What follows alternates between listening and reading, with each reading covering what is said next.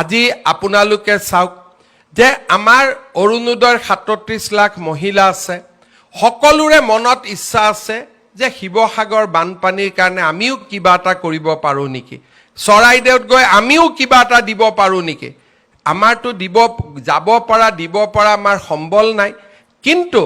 আজি আপোনালোকৰ পৰা মই এই 150 টকা নাকাটাকৈ মই শিৱসাগৰ চৰাইদেউত ২৫০০ টকা দিব পাৰিলোহেঁতেন কিন্তু এই 150 টকা মই কিয় কাটিলো আজিৰ পৰা আপোনালোকেও গৌৰৱেৰে সৈতে ক'ব পাৰিব যে শিৱসাগৰ চৰাইদেউৰ বানপানীৰ কাৰণে আমিও কিবা এটা অন্তত আগবঢ়ালো আগতে মনত থাকে সবেই দি আছে আমিতো একোৱে কৰিব পৰা নাই আজি চৰকাৰে আপোনালোকক এটা সুবিধা কৰি দিলে যে এই 150 টকা আপোনালোকৰ টকা আজি আপোনালোকে কাক দিলে শিৱসাগৰ চৰাইদেউ যোৰহাট গোলাঘাটত বান আক্ৰান্ত ৰাইজক আপোনালোকে আগবঢ়ালে এটো মই দিয়া নহয় আমাৰ অৰুণোদয়ৰ ৩৭ লাখ মহিলাই আপোনালোকক দিয়া পুঁজিৰ পৰা আপোনালোকে 150 টকা আজি আমাৰ আই মাতৃসকলক কাক দিলে শিৱসাগৰ চৰাইদেউ যোৰহাট গোলাঘাটত কালি যদি ধেমাজি লখিমপুৰত বানপানী হয় কালি যদি গোৱালপাৰাত বানপানী হয় একে ধৰণে শিৱসাগৰ চৰাইদেউ যোৰহাটৰ মহিলাই 150 টকা আমাৰ আন মহিলাসকলক দিব অৰ্থাৎ এনেকৈ এটা অৰুণোদয় পৰিয়াল গঢ় লৈ উঠিলে যে ইজনে সিজনৰ বিপদৰ সময়ত আমি থিয় দিলো ইজনে সিজনে বিপদৰ সময়ত আমি একেলগে থিয় দিলো তাৰ মানে আজি অৰুণোদয় অকল আঁচনিয়ে নহয় অৰুণোদয় আজি এটা ডাঙৰ মানৱতাৰো বাৰ্তা দিলে মুক্তো বহুত মহিলাই কৈ আছিল যে মামা আমাৰ গোটেই টকাটো এই মাহত দি দিয়ক সেপ্টেম্বৰৰ পৰা আপুনি অৰুণোদয় দিলেও হ'ব তাৰ মানে আমাৰ মা সকলৰ মন কিমান বহল আৰু আমি এই কাৰণে গোটেই টকা লব খোজা নাই কাৰণ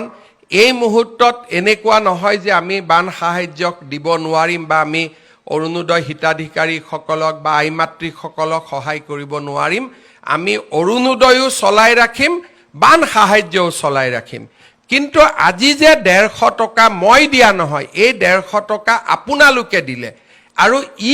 আপোনালোকৰ মনটোত আজিৰ পৰা এটা ডাঙৰ শান্তি আনি দিলে যে ময়ো বানপানীত সহায় কৰিছো ময়ো বানাক্ৰান্ত ৰাইজক কিবা নহয় কিবা এটা ময়ো দিব পাৰিছো আজি মই পুনৰ এবাৰ আমাৰ শিৱসাগৰ চৰাইদেউ যোৰহাট গোলাঘাটৰ বানাক্ৰান্ত ৰাইজক আজি আমি আকৌ এবাৰ মনত পেলাইছো আজি আমি ক্ষুদ্ৰ অৰুণোদয় পৰিয়ালটোৱে লগ লাগি মামাই দিয়া নাই হিমন্ত বিশ্ব শৰ্মাই দিয়া নাই অৰুণোদয় পৰিয়ালটোৱে লগ লাগি আজি বানাক্ৰান্ত মহিলাসকলক আমি 1250 টকাৰ জাগাত আমাৰ এটা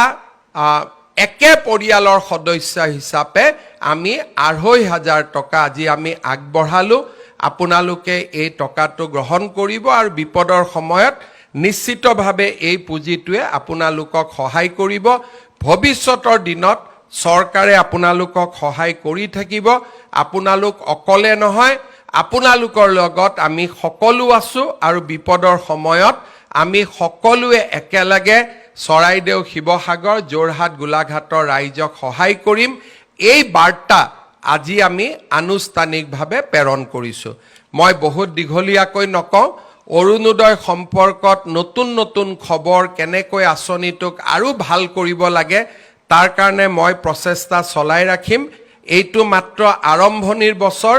আপোনালোকে অৰুণোদয় আঁচনিখন নতুন ৰূপত সাজত আপোনালোকে দেখা পায়ে থাকিব অৰুণোদয় সদায় আপোনালোকৰ লগত ঘৰখনৰ সাৰথি হিচাপে আপোনালোকৰ লগত থিয় হৈ থাকিব পুনৰ এবাৰ অৰুণোদয় মাতৃসকললৈ